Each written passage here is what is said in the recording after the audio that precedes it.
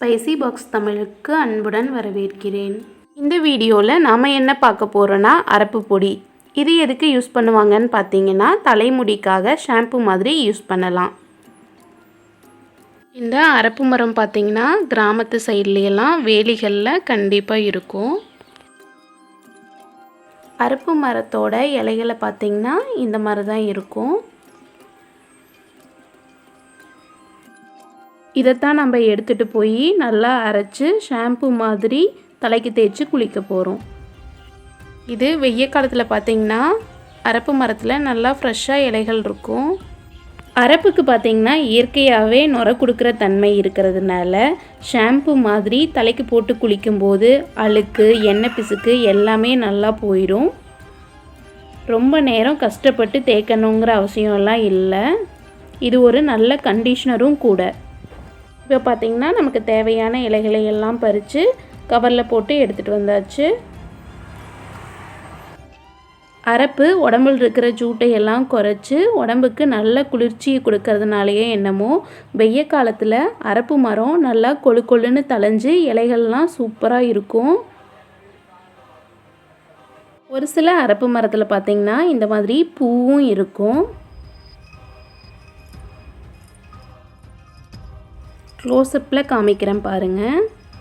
இந்த மாதிரி தான் அதனுடைய இலைகளும் பூவும் இருக்கும் அரப்பு மரத்தில்.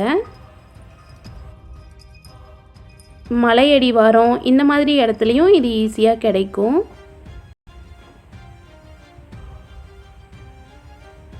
இப்போது அரப்பு இலைகளை எப்படி ஃப்ரெஷ்ஷாக அரைச்சி தலைக்கு தேய்ச்சி குளிக்கிறதுன்னு பார்க்கலாம்.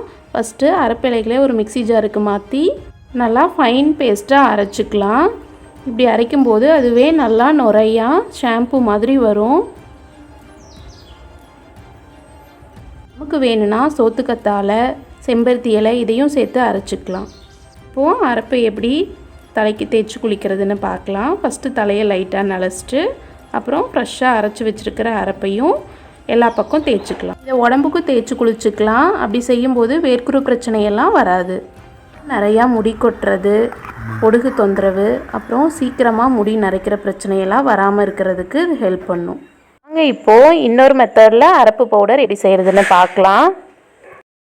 இதுக்கு பார்த்திங்கன்னா நிறையா அரப்பு தேவை. இதை பறிச்சுட்டு வந்து நல்லா வெயிலில் 2 நாள் காய வச்சு பவுடர் பண்ணி அதை ஸ்டோர் பண்ணி நமக்கு எப்போ தேவைப்படுதோ அந்த மாதிரி எடுத்து தேய்ச்சி குளிச்சுக்கலாம். நான் இது கூட வேப்பிலையும் கொஞ்சம் சேர்த்துக்கிறேன். பாருங்கள், 2 நாள் காஞ்சதும் இந்த மாதிரி நல்லா மொறுமொறுன்னு வந்திருக்குது. காஞ்சதுக்கப்புறம் பார்த்திங்கன்னா நம்மளுக்கு கம்மியான குவான்டிட்டி தான் கிடைக்கும். லைட்டாக இந்த கோல் மட்டும் எடுத்து போடுறனாலும் போட்டுக்கலாம், இல்லை அப்படியே மிஷினில் கொடுத்து அரைக்கிறதுனாலும் அரைச்சிக்கலாம்.